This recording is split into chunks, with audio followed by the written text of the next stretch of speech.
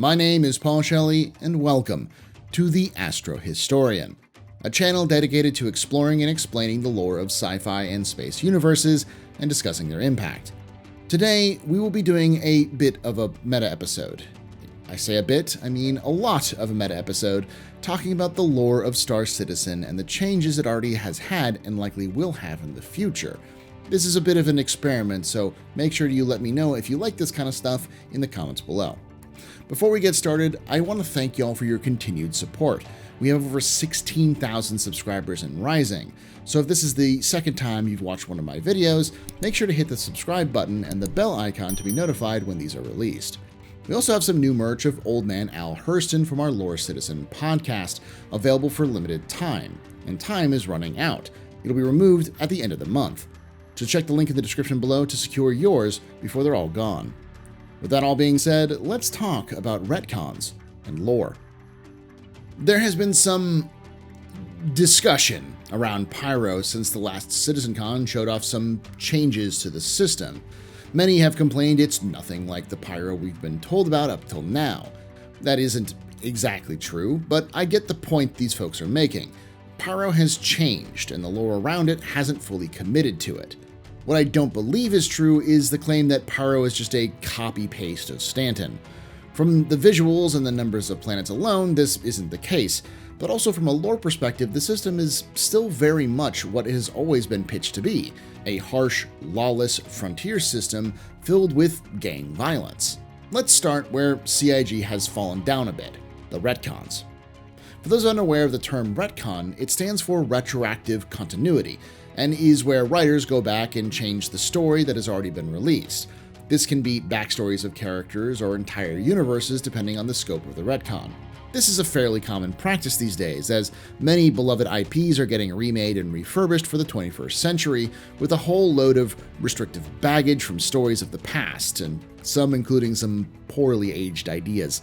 With Star Citizen, it is very rare to experience a retcon, as the narrative team intentionally makes vague and overly general statements about most of the lore.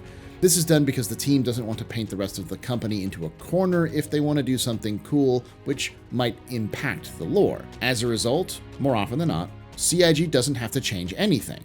However, that isn't always the case, and is likely to start to become more of an issue, as we can see with Pyro, but not for the reason you might think. Before we dive into that, we need to understand a bit of meta history behind the lore itself. One can easily divide the process of creating the lore of Star Citizen into two periods, pre and post 2015. For those newer to the project, before 2015, Star Citizen was going to be a very different game. There would be limited planetary landings, and those would be accompanied by cutscenes. There were no plans for atmospheric flight models or seamless space-to-ground travel. As a result, the lore reflected that. Most planets were barren hunks of rock with only a few interesting locations that happened to have landing zones or other points of interest. There was a goal of fully explorable landable planets, but that was seen as a post-release update feature. It's important to note that this is the same time that CIG were making the incredibly detailed and award-winning ARC star map, which we still have today. So that map is reflective of this reality. Most of the systems were lifeless rocks where no one would bother visiting the surface to explain why players wouldn't be landing on these planets. However, because of the financial issues that were plaguing Crytek between 2014 and 2015, many of the original designers of the Cry engine were hired to work for CIG. This is because, at its core, Star Citizen works on CryEngine. Even Lumberyard, their current engine, is a version of CryEngine. In fact, CIG hired so many of these designers that they had to build an office in Frankfurt, Germany to be able to keep them on board. These devs had been working on putting procedural generation tools into the CryEngine for years, having made a procedurally generated city using the engine as proof of concept, but never got to try it for a game.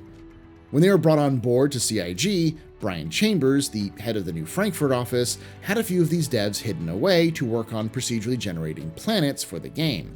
By 2015, they had managed to finish a mock-up which they showed to CIG management, who were blown away by it. It is at this point that Star Citizen fundamentally changed as a game.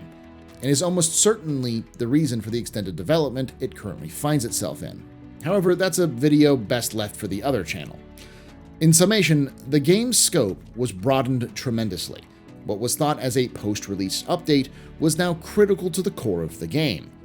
As a result, the lore for the systems would have to change as well.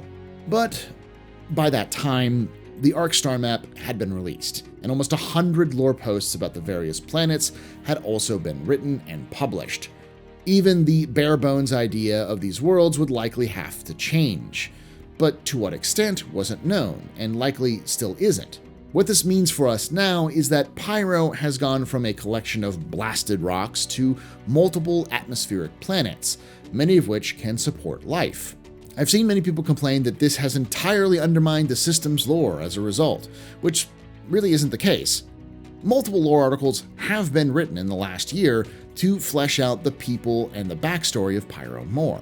But in typical CIG fashion, it's fragmented and not clear, having to find clues in lore articles released on the website or in their paid magazine Jump Point. As a result, people don't know that the company that discovered the system, Pyrotechnic Amalgamated, desperately tried to make their endeavor of terraforming the system work, but it was so difficult that it actually caused the downfall of the company. In fact, the station they were building to manage the entire system was to be named Ruin Station after the fact, because it was thought to have ruined the company with such lofty ambitions.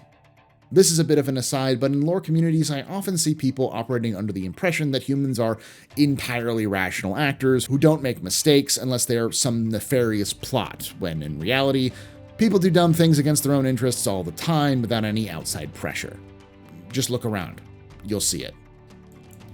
Getting back to the topic at hand, thus the idea that only the simplest forms of life outside of humans have managed to colonize these worlds fits with the idea of a half-complete terraformation process.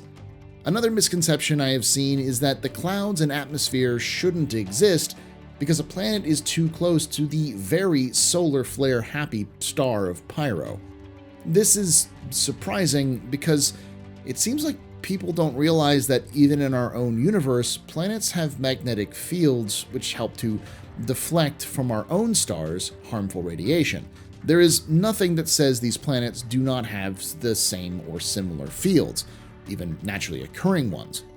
Also, there are clouds and atmospheres on other planets and moons in our own solar system. But that doesn't mean that the atmosphere is breathable. At this point, we don't know what the composition of these atmospheres are. They could be entirely hostile to life in some of these planets, even though they have fluffy clouds. While we don't have a perfectly clear idea of what changes CIG has made to the system compared to the original lore, other than they aren't all lifeless rocks, the lore had to change simply to justify the work on all of these planets, and in order for the gameplay to be more interesting. Taking into account that Pyro is the second system to be added to the game, a single station and a bunch of dead planets mined out isn't exactly a great place to build if you want your players to be incentivized to explore and play there. Still, the system is lawless, suffers from intense solar activity, and is filled with rival gangs vying for control of the only real landing zone of the system. For instance, upwards of a dozen gangs call the system home. From the cult-like Fire Rats, the professional Chao Shan, the vigilante overlords, the do-gooder citizens for Pyro, the infamous rulers of Ruin Station, Xenothreat, and many more. We know that the regular solar activity makes travel difficult, causes Pyro 1 to freaking glow from the impacts, and plays a big role in the culture of the system, with things like the Prophet of Pyro. All of this is what makes Pyro what it is meant to be. I'd argue that the system's themes and motifs are stronger than ever thanks to the newer, more fleshed out details they have given.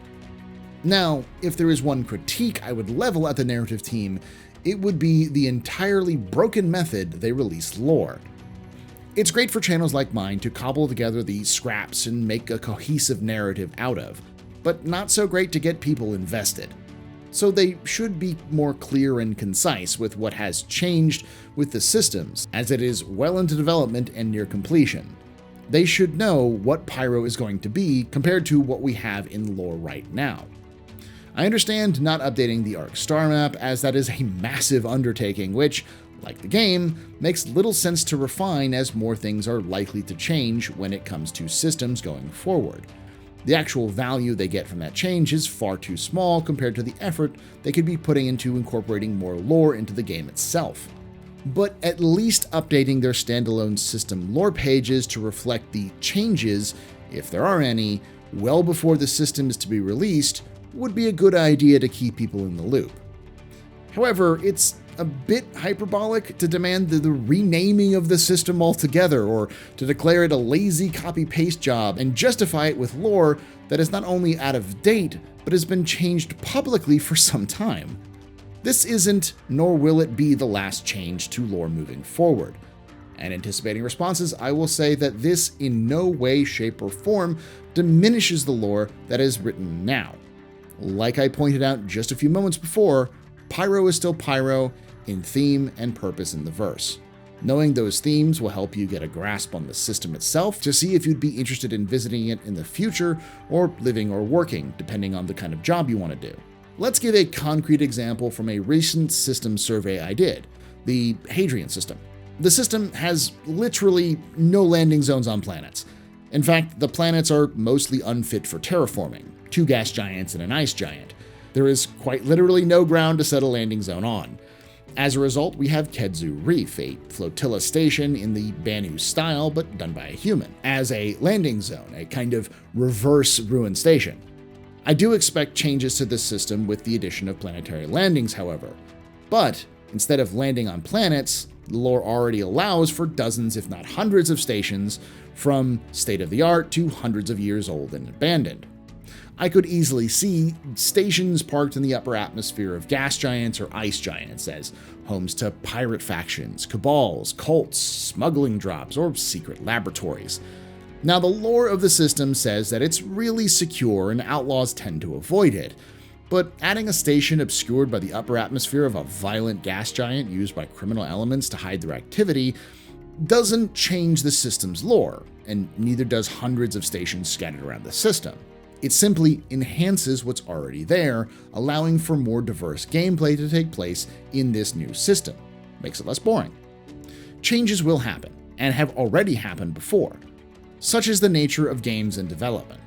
In fact, I would expect further changes to ensure the effort and time put into these new systems isn't just wasted, and is used for interesting gameplay to add our own stories in the tapestry of this deep lore. If you're still watching at the end, I want to thank you for humoring me with this little experiment outside of pure lore and into a bit more of a meta behind the lore itself. I'd also like to thank those Patreons on screen now for helping me make this all possible. If you want to join them, the link is in the description below. For as little as $5 a month, you get early access to videos, including a timed exclusive covering the entire history of the Star Citizen universe, whose first 2 episodes have been recently released to the public. Check it out now to see what $5 a month will get you. For now, let me know what you think about these retcons and videos like this in the comments below. And as always, remember, ex Historia ad Astra.